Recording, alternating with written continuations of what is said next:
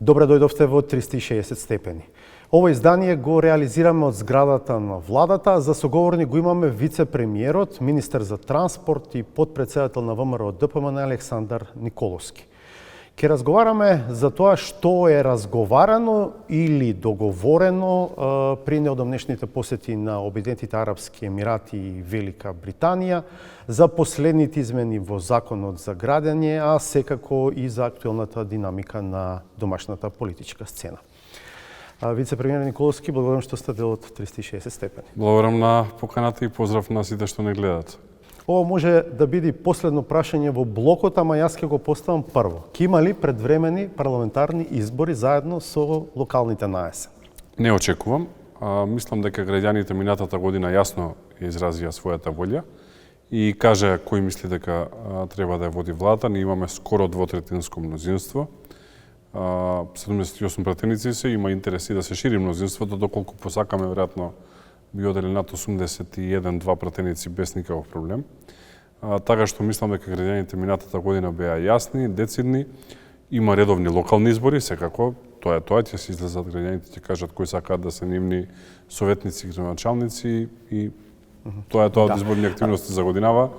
Па здравје Господ, 28 ќе се мериме пак на парламентарни избори. Темата за предвремени избори ја наметнува Дуј од своји причини, со своји аргументи, но сега некако дополнително се наметна со превирањата во Влен. Па моето прашање би било колку тие превирања влијаат на стабилноста, на компактноста на владата? Не, владата е стабилна. Прво има тука три дела. Само ВМРО ДПМН да го гледаме, ние можеме и сами да водиме влада. Дали е тоа политички опортуно е друго прашање, но сега зборуваме за бројки. Втората компонента е заедно со ЗНАМ, веќе тука имаме стабилно мнозинство. И не, над 61 ние и сами сме сега во моментов со интересот кој што го има за зголемување на мнозинството, доколку посакаме да е така. Дали е политички опортуно, реков, е друго прашање. Ако на тоа ги додадеме и 6 пратеници на ЗНАМ, веќе е јасна работата за стабилна влада, но секако реалноста во Македонија е таа која што е, добро е да има партнери од албанскиот блок. Во овој момент мислам дека четирите партии кои што се дел од коалицијата Влен, Вреди, како и да официјално се нарекуваат, си ја завршуваат својата работа во рамки на владата, работат министрите и другите лица именувани коректно и добро ја работат работата и ние немаме забелешки. И се додека тоа е така, не гледам ни една причина да има било какво рекомпонирање во рамки на владата. Тоа што тие си имаат натре помеѓу себе несогласување, недоразбирање, кои што ако гледате и не се насочени кон работењето на владата, туку се насочени кон локалните избори, тоа си е работа која што треба да ја решаваат помеѓу себе. Дел од изјавите кои што стигнуваат сега, да речем условно кажано, од едната страна на Влен кон другата, конкретно од едната кон Арбен Таравари, се дека за него нема место во владата, дека тој не треба да продолжи да биде дел од владата. Како ќе ја менаџирате таа ситуација? Владата ја составува премиерот, односно мандатарот.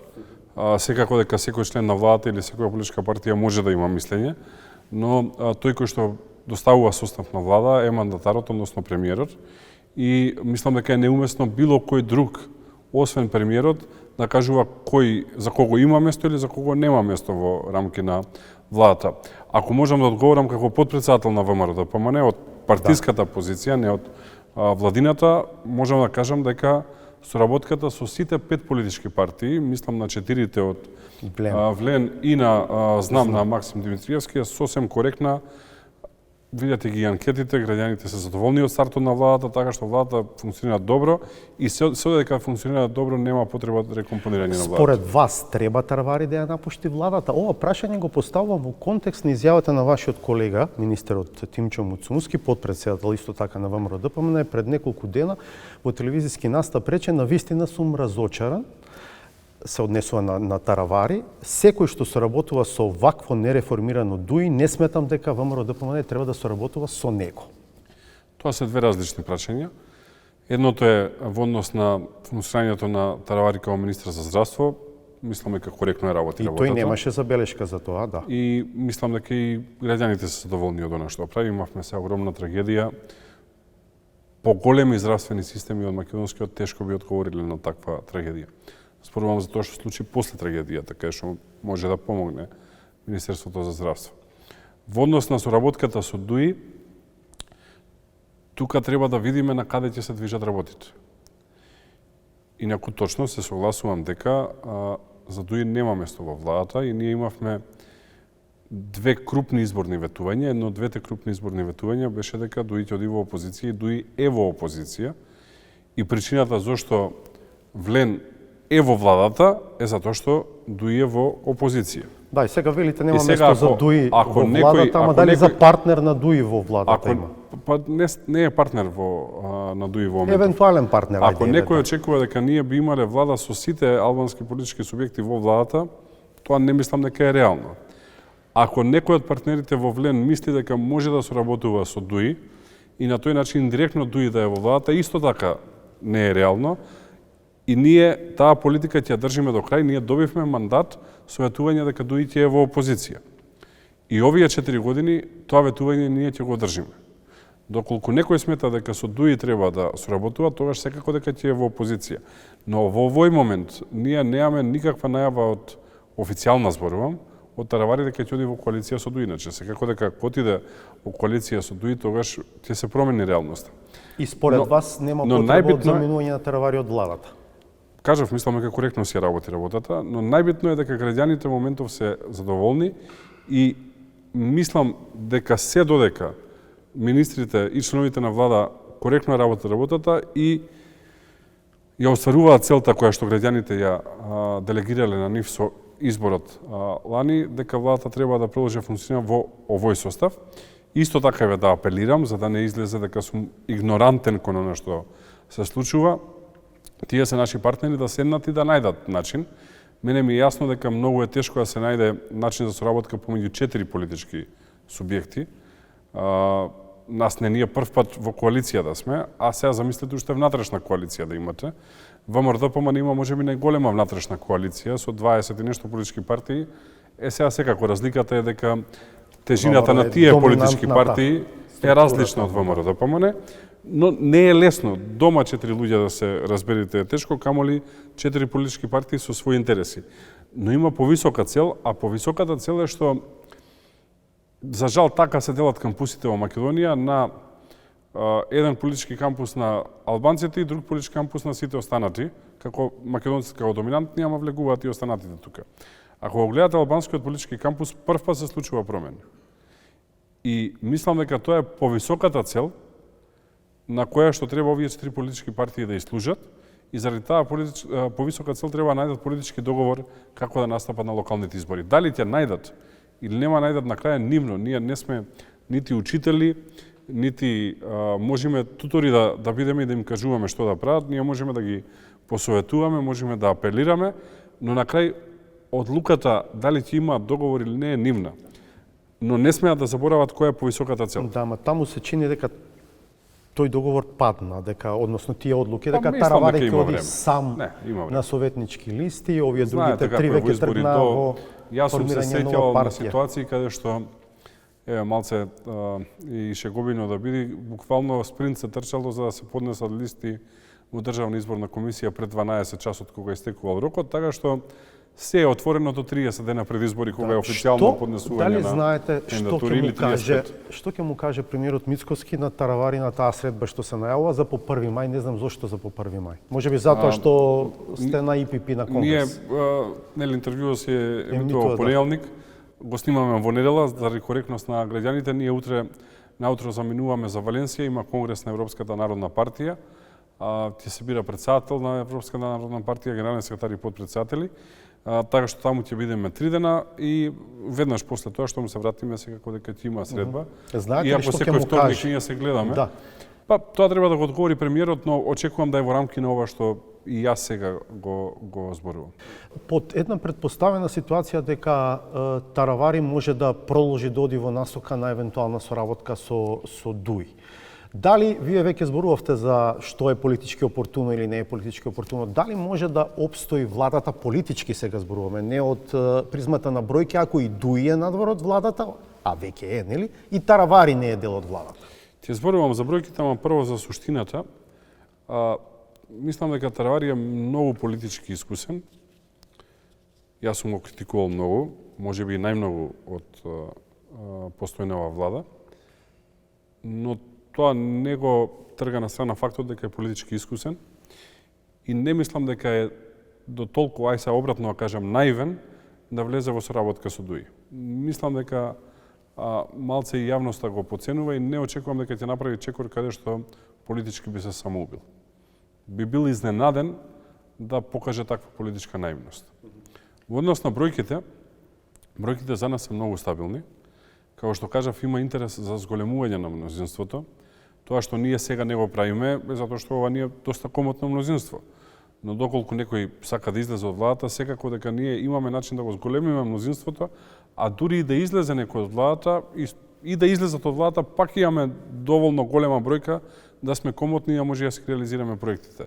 Така што ВМРО-ДПМН во овој мандат нема никаков проблем со бројки во собранието. Да, не беше тоа прашањето. Прашањето беше повеќе околу легитимноста на таква влада кај етничките албанци, бидејќи ако и Таравари е надвор и Дуи е надвор, да ги анализираме, да речеме бројките од последната анкета која што беше актуелна. Тоа е прашање кое што за жал го велам за жал затоа што треба баланси да наоѓаме во општеството. Тоа е прашање кое што за жал го уништи Дуи во минатото. Затоа што Дуи беше прва која што донесе одлуки различни од тие баланси. И ако ја гледате и сега вие коалицијата на Дуи, тоа е прва коалиција, не е една политичка партија.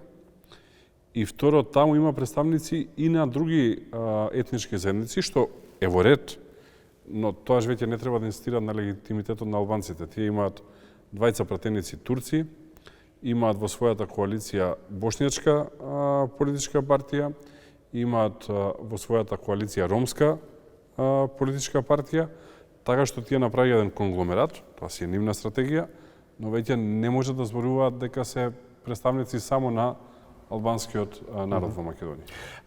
Што ако Таравари смета дека и тоа, ако е неговата проценка, дека овој брод оди надолу во смисла на влен сега зборувам, не зборувам за владата, и дека од тие причини може би добро навреме да направи некаква дистанца од влен и евентуално да се приближува кон Дуи. Што во таква констелација? Кажав, мислам дека не е толку политички наивен да направи таква работа.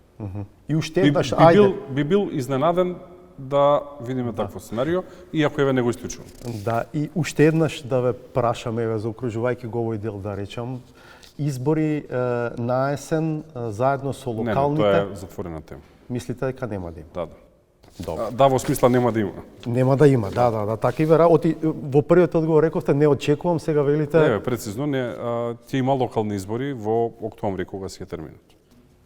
Вие пред неколку дена се вративте од посета на Обединетото кралство. Претходно бевте дел од делегацијата која што беше во Обединетите арапски емирати. Во меѓувреме премиерот во едно интервју најави инвестициски циклус од 5-6 милиарди евра. Моето прво прашање во овој дел би било дали вашата посета на Велика Британија беше во овој контекст? Би ги развел во три различни сегменти, може би ќе земам некоја минута повеќе. Прво, во однос на инвестицијскиот циклус, тоа е нешто што го работиме долго. Би рекол уште од опозицијски денови, затоа што тие средства не се акумулираат така лесно. Знам, минатата година јас кога седнав во ова столче имаше многу прашања зошто овде. Ме прашуваа ваши колеги новинари, нели очекувале во други сектори да ме видат. Мислам дека полека одговорите ќе доаѓаат во периодов кој што следува, затоа што силен фокус ставив токму на оваа работа и сметав дека во овој дел од животот треба на ова да се посветам. Така што имаме еден инвестицијски циклус кој што доаѓа во рамки на буџетот. Тука се големите проекти од типот на коридорите 8 и 10 кои што ги работиме со Бехтел НК. Тука е железницата, веќе пуштивме една фаза од пругата кон Бугарија, сега работиме втората исто така со буџетски средства. Ако стогориме со Бугарија, ќе работиме и третата. Тука е Охрид Кичево, каде што очекувам крај на јуни, почеток на јули да ги пуштиме првите 40 километри. Автопатот зборувате. Да, година да го завршиме. Тоа е едниот дел. Вториот дел е некаде работиме на еден инвестицијски циклус од 500 милиони до 1 милиарда евра кои што ќе одат главно во патишта, комбинирано финансирање И третиот дел е она што се случи во Обединетите арапски емирати, каде што не е тајна дека целта на посетата беше главно заради представување на можностите на Македонија за инвестиции и привлекување на финансиски средства. Тука има и голем политички момент со визното ослободување, но ова е основната цел, затоа што треба да е свесна јавноста дека после случувањата со војната во Украина, кои што траат со години, и последната политика на некаква трговска војна помеѓу Европската Унија и Соединетите Американски држави, европските пари за жал стануваат скапи. Скапи во смисла кога ќе се каже кај народот обезбедивме финансирање, тоа не е поклон финансирањето, туку тоа се кредити кои што утре треба да ги враќат. И не е се исто со каква каматна стапка ќе ги добијате тие кредити, дали таа ќе е фиксна воопшто или ќе ви речат па ќе видиме како ќе одат годините, па годинава волку ќе плаќате следна година онолку. Може ли заради динамика сега овие теми да ги сакам само да кажам дека во Лондон главно бев од политички причини, ама еве ќе зборуваме за тоа. Добро, јас во која смисла го постави прашањето? Премиерот пред месец и половина зборуваше за тоа дека наскоро треба да се очекува договор влада со моќна европска држава, рече. И сега, добро, Скопје не е големо, се движиме во кругови во кои што нели се слушаат информации од зад сцената и информациите беа дека станува збор за Велика Британија. При тоа, премиерот зборуваше за моќна европска држава која што ќе дојде да инвестира во инфраструктурата и здравството и спомна дури и сума над милиарда евра и така натаму. Затоа ве прашав дали оваа ваша посета беше поврзана со ова. Ајде да одговорам директно за Лондон. Значи, таму не е тајна дека јас уште од претходниот мој политички ангажман имам добри релации со Обединетото кралство. Јас првпат бев избран за пратеник на мој 22 години. Првата посета во странство беше декември 2006 година и се сретнав со тогашниот спикер на британскиот парламент, така што не е некоја голема тајна дека имам таму и лични добри релации. Иако не се конзервативците на власт, лабористите се сега. Да, но релациите остануваат. Значи не се партиски, се малце пошироки, некојаш можеме и подолго да образлагаме сега, да не рушам динамиката на интервјуо. Така што таму беа главно политички средби. Секако, ние сме партнери во рамки на НАТО, но битен е и економскиот момент. Но со Велика Британија нити е пресуден економскиот момент, нити е на прво место. Таму е битно да имаме добри политички односи, се работи за втора сила во светот, за земја членка на Советот за безбедност на Обединетите нации и не треба да образлагам на јавноста која е Велика Британија. Во однос на инвестицијскиот циклус работиме, не сме готови, да сме готови би оделди со детали. Ако ме поканите на интервју повторно на почеток на јуни, еве, ако можам да се само поканам, мислам дека ќе можам веќе многу детално да одам проект по проект и да сето ова ви го образложам. Ама сепак има значи нешто за што разговарате и на овој план на кој што премиерот зборуваше. Точно. Моќна европска држава, инфраструктура, здравство. Мојна европска држава е релативно прашање, но јас кажувам кои проекти планираме во следниот период да ги развиваме. Значи тука е инфраструктурата, тука е здравството, тука е Охрид, тука е Шарпланина, тука е енергетиката. Ова се проекти кои што во следниот период планираме да ги развиваме. И пак се враќам на вредноста на парите. Значи, ние имаме готови проекти. Нешто што недостасувало на многу претходни влади. Едно е да имате идеја, друго е да имате проект да почнете да го реализирате. Тоа што во моментов на Македонија е битно е да обезбеди финансирање кое што буџетот ќе може да го издржи, кое што ќе значи раст на бруто домашниот производ и нема да ги оптеретува идните генерации. И тоа е тоа што го работиме. Дали со Велика Британија... Дали Обединетите арапски емирати во моментов имаат подобри услови за финансирање од многу европски држави, би рекол да. Дали со Велика Британија ќе се подпишува влада со влада договор? И дали на тој принцип... Не, за сега нема таква работа. А инвестициите во здравството... Повеќе би рекол дека со Велика Британија работиме на стратешко партнерство и така беа изјавите мои од Лондона кога ги пратите. Не исклучувам дека би подпишале нешто што би било на линија на стратешко партнерство, но не и ова влада со влада. А тогаш до изградбата на болницата во Штип, изградба на болницата во Кичево, реконструкција на болницата во Тетово, овие работи ги спомнуваше и премиерот во ова интервју. И ќе не почекате уште месец и пол, ќе има детално. Јас видовте дека тоа е поврзано со Британија. ова? Не, поврзано е со еден поширок контекст на финансирање. Јас гледам максимално скромно да ги тераме работите.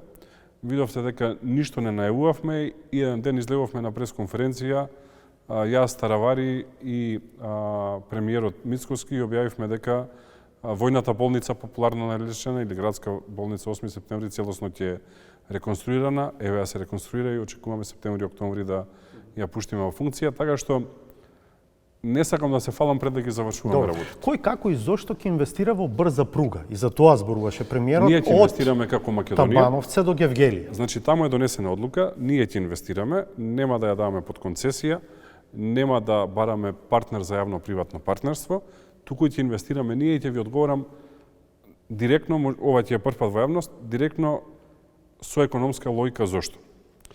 Во планот за раст кој што го имаме подпишано со Европска унија, бараат до крајот на 2027 година прва фаза, втора фаза до крајот на 2032 година, до кога е реално да имаме брза пруга, очекувам 2031 веќе да ја имаме, да Македонија превезува 327.000 тони роба по километар.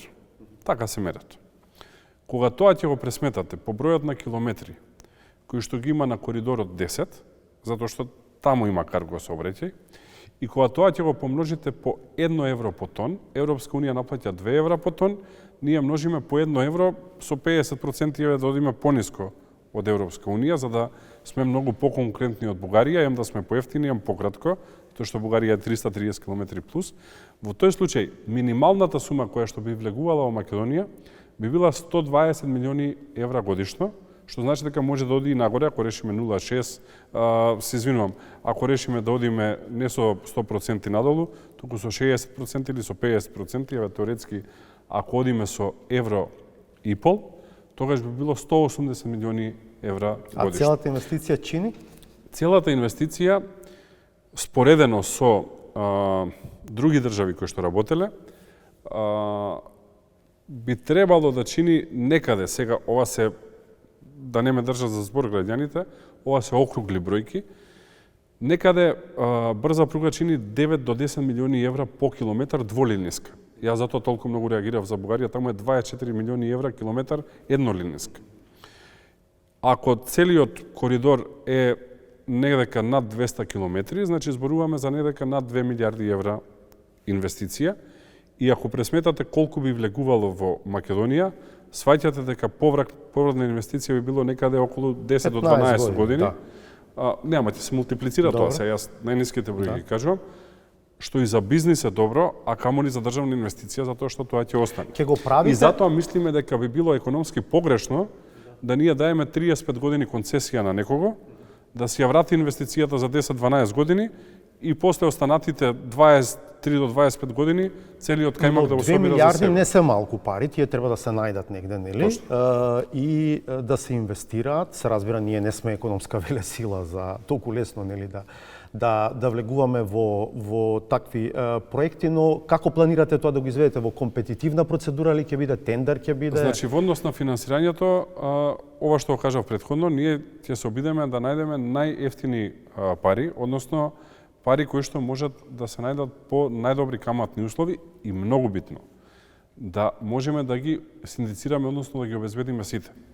Што вие едно е да барате од Европска инвестицијска банка или од Европска банка за обнова и развој 100 милиони евра кредит, друго е да барате 2 милиарди евра кредит. Прашањето е дали воопшто тие може да стигнат до таа бројка да ви обезбедат. Лош пример за тоа е проектот за коридорите 8 и 10D или Бехтел-Ленка популарен, каде што претходната влада не обезбеди финансирање. Таму финансирањето оди директно од буџет. Да. И не обезбедиле директно финансирање, не дека не знаеле тие дека треба да обезбедат финансирање, туку никој не се нафатил 1.300.000 во тој случај да ги обезбеди како кредит. Така што многу треба да е јавноста внимателна. Едни се условите кога вие повлекувате мала транша на пари, други се кога повлекувате голема транша на пари. И секако тука мериме што може да е и буџетска контрибуција, односно колку би можеле ние буџетски да учествуваме, имајќи предвид дека парите не се даваат наеднаш, туку е проект кој што ќе се работи 4-5 години. Сега ако има дел пари од европските банки, бидејќи ги спомнавте сега, не знам што е во главата, но тогаш сигурно ќе мора да одите на тендер. Ќе одите на тендер или ќе одите на тендер? Добро. Ако може некако да заклучувам во овој дел, кога се зборува за овој нов инвестициски циклус, тој сепак е поврзан со позајмување на пари, со кредити, така, кои што потоа ќе се инвестираат во држава која што се развива, проекти. Функционира така. Не е ништо баук да се позајмуваат средства, прашањето е за што се трошат.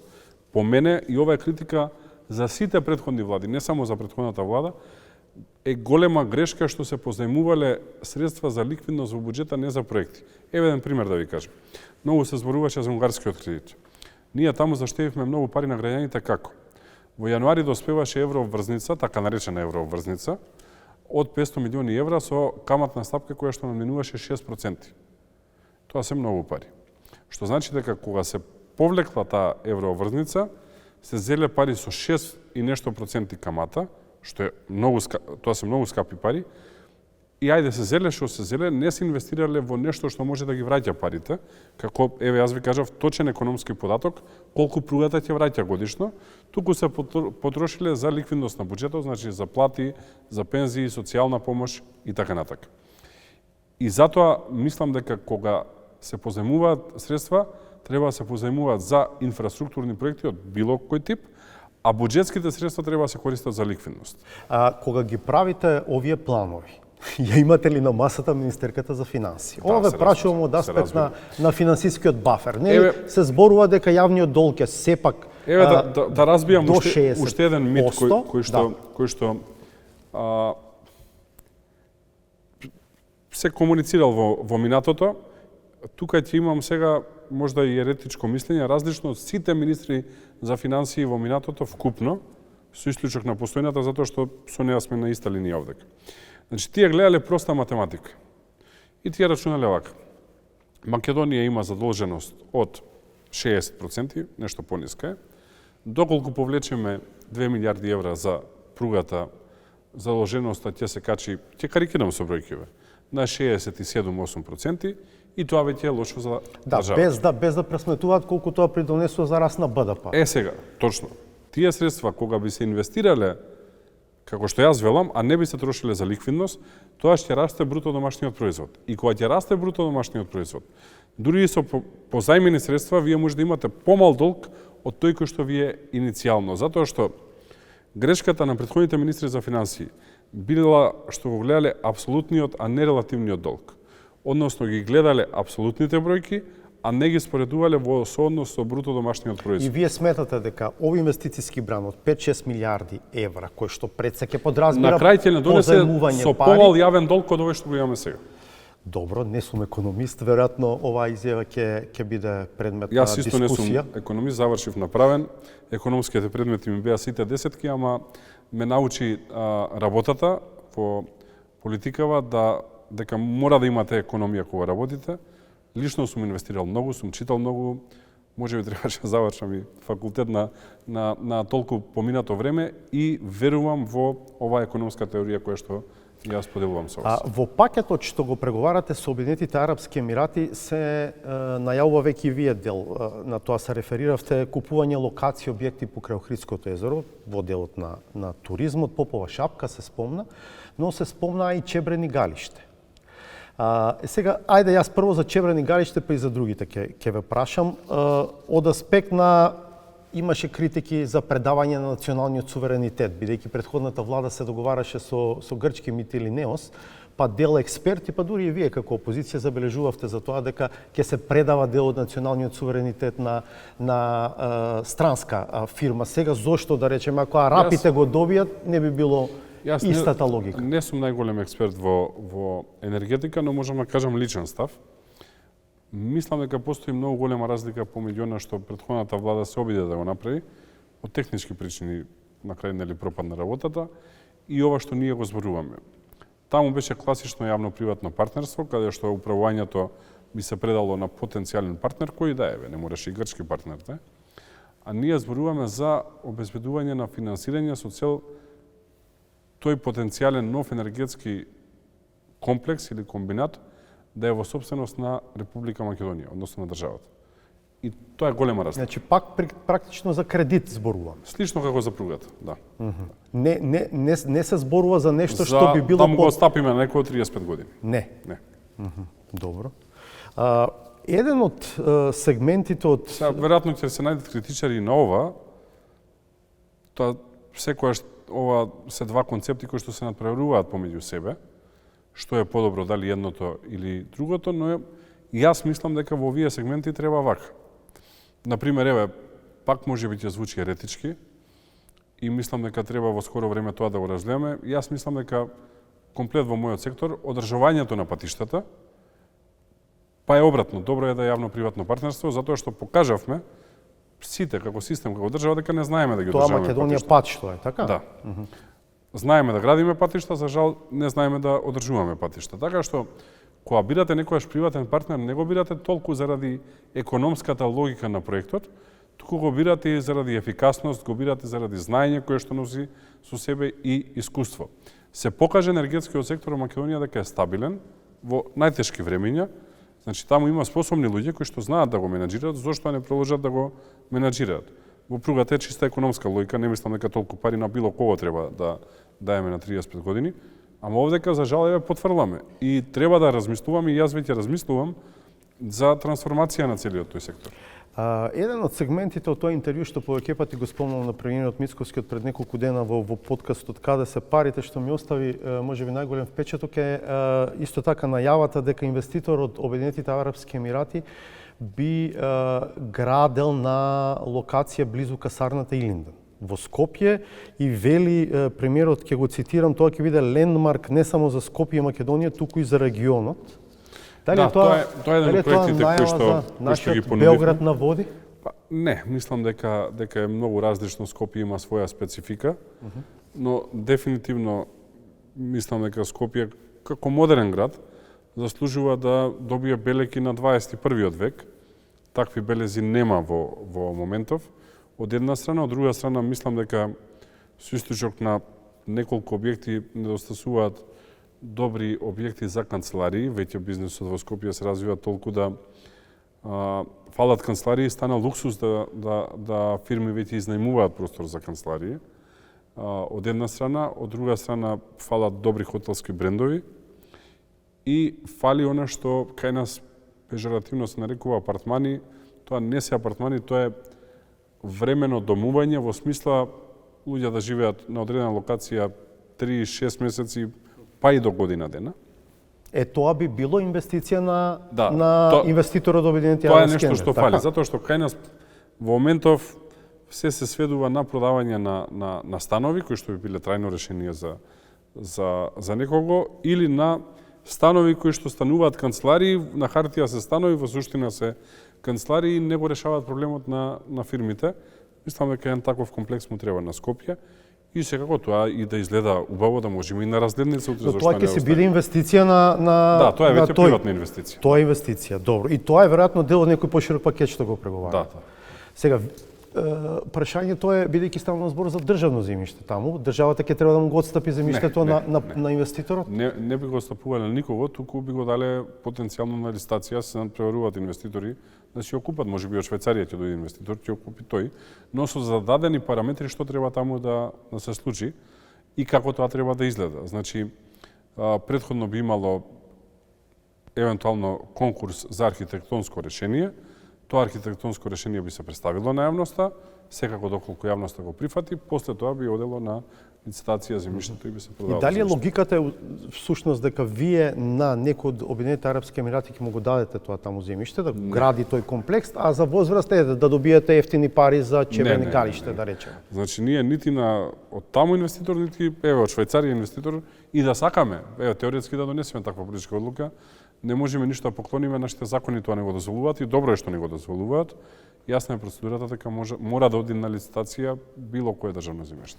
Сега, едно од прашањата тука е, ќе бидат ли јавни тие договори за јавноста, бидејќи ако се сетиме да речеме на Бехтел и Енка, една од вашите критики беше дека... Јас лично бев најголем критичар на таа работа И се уште остана таен, да речем, тој договор. Се уште тука имаме различни мислења со конзорциумот Бехтел и ЕНКА. Нема средба на која што јас не го отворам ова прашање. Мислам дека е огромна грешка што договорот е класифициран како таен договор, како државна тајна. Такви работи ние нема да правиме. И сите договори ќе бидат јавни. Апсолутно. Добро, ќе ве држиме за збор. Да. Во овие најавени 5-6 милиарди евра има ли инвестиции од САД? Каде што, како рече премиерот, први се поредивме во редот. Има интерес во моментов од компании кои што доаѓаат од таму и очекувам да видиме нивни инвестиции. Сакам да ве прашам уште за влегувањето на 4iG, унгарската телекомуникацијска компанија. До каде е таа процедура? Во напредна фаза, таму како што јас, гледам. ако се сеќавате пред неколку месеци реков дали ќе има простор или нема да има простор за трет оператор, дали ќе е 4iG или некој друг ќе победи на надпреварот ќе има, но најзаинтересиран е 4iG во моментов. Дали ќе има или нема да има трет оператор зависи од постојните два оператори. За жал, во овие 8-9 месеци како сме ние влада направија се да докажат на цела јавност дека има потреба од трет оператор. Го држат дуополот помеѓу себе, нема никаков надпревар помеѓу себе, не понудија никакви подобри услуги, патувајте низ држава, пола држава мрежа нема или ви се губи мрежата. Да не зборувам за потценувачкиот однос кој што го имаат кон 5 национални приватни телевизии кон регионалните телевизии, каде што граѓаните наплаќаат за кабелска телевизија, а на овие телевизии, иако имаат законска обврска, не им исплаќаат ништо. Така што направија се да веќе никој нема дилема дали треба или не треба трет оператор и АЕК веќе започна процедура за тендер за лиценца за трет оператор. Тоа е добро од повеќе причини. Прво ќе добија пари државата, некаде лиценцата е помеѓу 8 и 12 милиони евра. Второ, ќе добија директна инвестиција државата, ќе се инвестира и ќе се отвараат работни места. И трето, по мене најбитно, ќе добија конкуренција, затоа што во моментов конкуренција нема, двата оператори действуваат како еден. Освен 4iG има други заинтересирани? Јас сум слушнал најмалце за уште еден оператор кој што од регионов? Па сега зависи како гледате регион, ајде да бидам подиректен од Романија, сега не знам дали е тоа регион или не, од поширокиот регион. Српски телеком не е заинтересиран? Не сум слушнал. Не. Добро, ви значи ли нешто тоа што... Може би имаат проблем затоа што нели ние сме подписници на договорот кој што потоа го преточивме и во закон за чисти технологии, каде што се забранува употреба на кинески технологии и може би тоа е проблемот. Што значи тоа што Ричард Гранел влезе во надзорниот одбор на 4iG? Има некакви врски тука, треба да се бара. Добро и за Гренел, добро и за 4iG, зашто не и за Македонија, пријатели се. Тоа е коинциденција или? Но знаете дека меморандумот за разбирање со 4iG ние го потпишавме минатата година, кога оваа администрација не беше на власт во Соединетите американски држави, така што чиста коинциденција. А сакам да ве прашам околу предвидувањето на ММФ за растот на македонската економија. Денови ви излегува со проценка од 3,2 процентни поени за оваа година. Имаше реакција од Министерката за финансии. Конзервативни се од тоа што јас го очекувам. 3,7 останува тоа што вашата влада инсистира дека ќе може да се постигне ова година. Премиерот беше многу оптимист. На почетокот велеше ќе бидеме петтата најбрзо растечка економија во Европа оваа година. Колку ќе биде? Ќе видиме. Јас вака со ММФ сме четврти во регионот.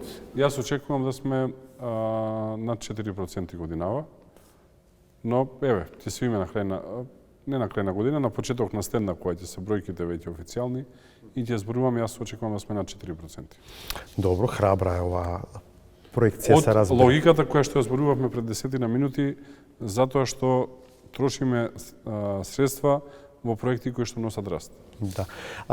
Сакам да ве прашам, кога сме веќе као инфраструктурата и ја споменувавте пругата кон Бугарија, пред 10 дена тамошното Министерство за транспорт излезе со соопштение во кое што ви забележува дека 3 месеци не им одговарате на предлог договорот кој што ви го пратиле за изградба на тунелот заеднички, нели, на граничната линија. Зошто не одговарате? Ние имаме до сега преку 15 дописи до Бугарија, на кои што не до Бугарија на оваа тема, на кои што немаме одговор.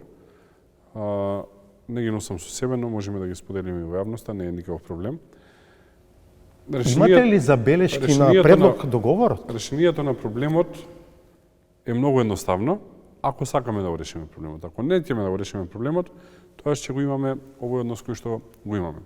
Очигледно е дека Бугарија не сака да гради. Јас сега слушам шпекулации зошто е тоа така. Но не сакам да се слушам со шпекулации од причина што јас би бил несериозен. Фер е да се видиме и да ни кажат. Самото тоа што одбегнуваат да се сретнеме, мислам дека многу говори во однос на судбината на проектот. На наша страна се делата, на нивна страна се зборовите. Добро, ама точно е дека ви пратиле предлог договор пред 3 месеци. И точно е дека ние веднаш го ставивме на седница на влада и формиравме работно тело на највисоко можно ниво, уште премиерот да е член на работната група, значи таму сум и јас, Тимчо Муцунски како министер за надворешни, Гордана е како министер за финансии и Синиша Ивановски како директор на железница. Има ли нешто спорно во тој предлог договор? Нормално дека има, треба седнете да разговарате. И велиме, благодариме што ова ни го доставивте, иако претходно средби имаше, ама ги прекинаа. Еве работна група од наша страна, повисоко нема од ова.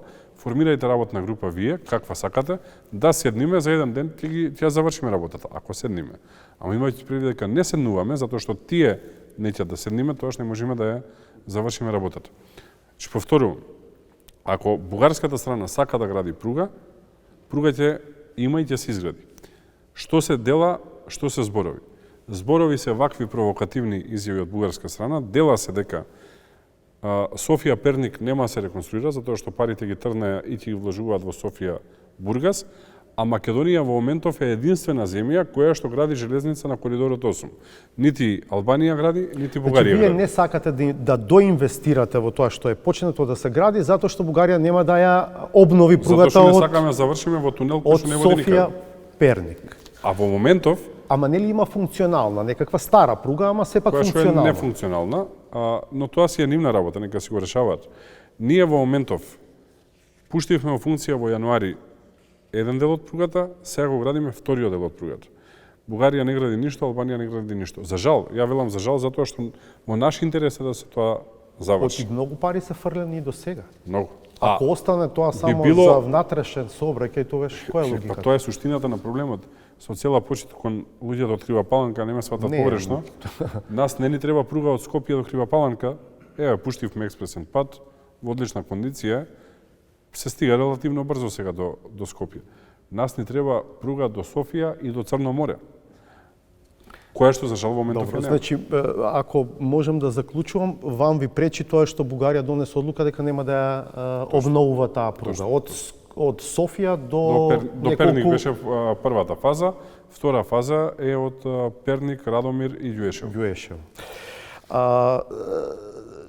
Што ќе правите со пристапувањето кон Европската унија? Малку сега дигресија, ама таму нашата заложба е јасна. Го имаме проблемот што имаме со Бугарија. Тоа е тоа да пробаме да најдеме. Подготвувајќи се за ова интервју, се сетив на една ваша изјава во едно интервју дадено пред година и пол, и тоа кај нас во емисија. Тогаш рековте дека Македонија може да ги почне преговорите со и безуставни измени, затоа што средена Македонија од внатре ќе значи сериозен притисок врз Бугарија за таа да се откаже од барањата. Прашани колков период ќе биде потребно да се среди државата, рековте од 6 месеци до една година. Точно и стојам на тоа, и ако гледате сега веќе што случува, ако минатото... По таа логика, зошто сега не преговараме? Одам на одговорот, ако минатото имаше притисок главно врз нас, сега притисокот целосно се врти врз Бугарија, и тоа Бојко Борисов јавно го кажа, не е премиер, ама е председател на најголемата партија во Бугарија, дека перцепцијата е комплетно сменета со доаѓањето на новата влада на ВМРО-ДПМН, и очекувам да има доста интензивен притисок врз Бугарија во периодот кој што... Изјавите од Брисел се други. Дека нема шанса да се менува ништо тоа што е договорено летото 2022. Изјавите од Брисел се не баш такви, затоа што еве на пример Германија веќе усвојува владина коалиција која што многу јасно кажува дека принципот на консензус за прошување треба да се надмине. Сака, да. Тука е и заради Украина прашањето, не е само заради Македонија. Така што тие политики почнуваат да се менуваат, а суштината, што сепак во дипломатијата има и многу работи кои што не се гледаат јавно на сцена, е она што го кажа Борисов, кој што јавно призна дека се сменети работите. Може да издржите, да речем, до крај на овој мандат, па и уште еден без активен EU процес? Па не знам сега што подразбирате под издржиме, ама дали е добро, мислам дека не е добро. Добро е Македонија да стане членка на Европската унија. Реков и во најавата, сакам да зборуваме и за дел од последните измени на Законот за градење донесени во Собранието претходната недела во вторникот, мислам дека се гласа. Конкретно сакам да ве прашам за бришењето на членот 62 кој што се однесува на непосредните соседи да имаат право да бидат информирани и евентуално да вложат жалба на непосредните соседи на градежната парцела за која што се дава одобрение за градење и да вложат жалба на евентуалното одобрение за градење. Зошто е избрижан овој член? Тоа е наварање на ЗЕЛС, на заедницата на единици на локална самоуправа, од две причини. Прво, ги одлагаше многу постапките за градба и второ, многу влијаеше и на социјалниот момент. Искарани се помеѓу себе по цела држава комшии, браќа, ако сакате се искарани помеѓу себе, токму од оваа причина. Сега, која е логиката на целиот процес? Кога се носи одреден план за одредено подрачје, има така наречена јавна анкета, каде што сите жители кои што живеат на тоа подрачје се информирани писмено дека ќе има јавна анкета, таа трае 30 дена, има можност и да се повторува, има планови каде што по 4-5 пати се повторувала јавна анкета, која ќе се повтори трае 7 дена, за работни дена зборувам. И во рамки на тие 30 дена, секој има право да вложи жалба во однос на тоа што го гледа како план. Во смисла, ако не му се допаѓа што има кај него или кај соседот, па ако сакате и на другата улица, значи за целиот план, има право да вложи жалба и таа жалба после тоа надлежниот орган ја разгледува и доколку е издржана секако ја инкорпорира. Но министер, едно е план, друго е одобрение за градење. Одам на тоа. Одобрение за градење се дава врз основа на донесен план, иначе е во градба. И на донесен план, на издадено одобрение за градење од страна на општината и на платени комуналии, вие некого да го блокирате година, година и пол, само затоа што е скаран со комшијата, мислам дека ќе се согласи цела јавност дека не е во ред. И тоа е причината зашто и направивме овие измени, иако во законот кој што спомнувате, ова се по мене најнезначајните измени. Од аспект на граѓаните се можеби се интересни и важни. Да, но она што можеби јавноста не го знае е дека со овие измени на законот ние конечно решаваме децениски проблеми. Например, еден од двата аеродроми воопшто не е впишан во државава. Бројни државни објекти не се впишани. Понатака, неколку лоши споменици од минатото ќе бидат завршени. Например, двата факултети на влезот на кампусот на Универзитетот Свети Кирил и Методи, новата зграда на Народната банка, браната за наводнување на целиот јужен дел на Македонија, браната Којнско. И така натака, да не одам еден по еден, бројни вакви случаи ги решаваме со измените на законот за градење. Добро, оваа одредба не ли беше сепак некаква брана од евентуални можни злоупотреби во овој цел урбанистички хаос кој што ни се случува во државата? Ако има злоупотреба, тоа ќе во градба, тоа ќе има градежна инспекција. Овдека е, ќе бидам директен, еден систем, можеби наследство некои претходни времења, кај што комшиите се кодошат помеѓу себе. И не може ние така да продолжиме да функционираме. А доколку некој гради во градба, има надлежни институции, тоа жалба од комшијата нема, реши проблемот. Она што остава исто така впечаток е одредбата која вели дека започнатите постапки согласно член 62 од законот за градење до денот на влегување во сила на овој закон ќе продолжат согласно одредбите од овој закон. Ова не е еден вид на ретроактивност? Да, тоа е за овие објекти кои што досега ви ги спомнав, затоа што се случува. Например, објектите на двата факултети на влез на кампус. Одобрението за градење по закон важело 10 години, поминати се 10 години, фирмата која што ги градила во меѓувреме и во стечај отишла, нити има фирма носител на набавката, нити има важечко одобрение за градење. Што правиме се? Ние динамит да ставиме и да ги срушиме. Сме ги потрошиле парите на граѓаните, факултети нема. Логиката е дека треба да ги завршиме и таму да има два модерни факултети кои што ќе образуваат идни генерации. И затоа е ваква одредбата. А околу приватни објекти? Исто така и за такви важи? Ова е за државни објекти. Ова само за државни? Да. Добро. Уште малку време имаме, телеграфски ќе се обидам да ве прашам, кажавте веќе за Кичев Охрид како оди динамиката. Позната ли е финалната траса за Гостивар Букојчани? Тоа е една од автопатите што ги гради Бехтел Јенка, таму беше проблем пештерата Убавица, мислам дека се вика. За Гостивар Бокојчани има така наречена договорна траса, тоа е тоа што е усвоено во собранието и тоа е она по кое што работи Бехтел во моментот. Проблематично, колку што знам. Одам се на тоа, во однос на тоа што се наоѓа на трасата, секако дека ќе се направи заштита, веќе се направи заштита на еден археолошки локалитет и се најдоа дури некои златни пари од римско време кои што ќе бидат во соодветните музеи изложени. Истото се однесува и на сите еколошки стандарди, затоа што е обврзно и јас тука немам ни милиметар волја за отстапка дека мора да се поштуваат највисоки еколошки стандарди, така што изведувачот си е обврзан да истите ги испочитува. И сега може ли во проценти грубо само да кажете од сите 4 автопати што ги гради Бехтел Јенка, каде најмногу има напредок до сега, како оди динамиката на градење? Гостивар Бокојчани, популарната стража оди одлично, ќе кажам на крај во километри. Битола Прилеп исто така оди одлично. Тетово Гостивар подготвителни работи се почнати. За скоро време ќе одиме и на почеток на работите. А Требеништа Ќафасан е блокирано од страна на УНЕСКО.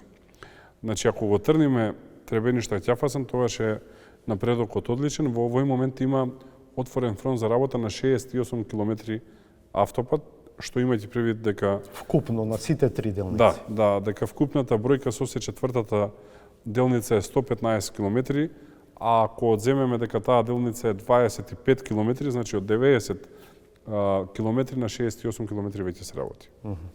Добро, и по ваша проценка, кој прв ќе биде готов од тие делници? Па, мислам дека ќе е Битола Прилеп. Колку и да звучи чудно, втор е најтешкиот од Гостивар до Бокојчани и после тоа ќе е Тетово Гостивар. Иако изгледа најлесен Тетово Гостивар, има многу население на двете страни на автопатот и доста внимателно да има таму. Благодарам за овој разговор. Благодарам, беше задоволство како и секогаш.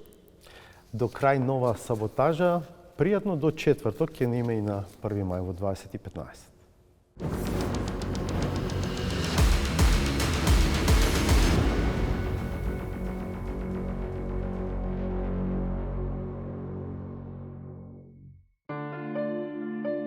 Може би звучи нестварно, но не и не очекувам впечатокот дека за секој општествен, па дури и комунален проблем стои идеолошка матрица која директно влијае врз неговото креирање. Нормално е дека со него директно се задира врз суверенитетот.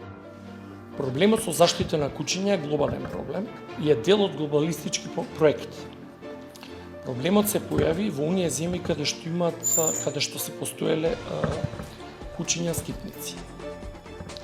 Според мене, проблемот е доведен до ситуација да се развива лажна заштита на животните. Се разбира, во таква ситуација за проблемот не постои никаква солуција. Тој е строго детерминиран, со специфична и локализирана територијална рамка и очигледно наметнат од познати и историски скицирани мотиви. Више осекале дека не можете да го решите проблемот. Што проблемот не е оригинален наш. Куќиња, знаете каде има, таму каде што завршува Западен Балкан. Во Загреб, во Љубљана, во Будимпешта нема куќиња. Се станува појасно откако ќе биде попрецизно објаснето. Полека но сигурно се открива од каде и зошто древната библиска земја е нападната од куќиња скитници и кои биле мотивите. Има проблем кој го детектирале некои надворешници.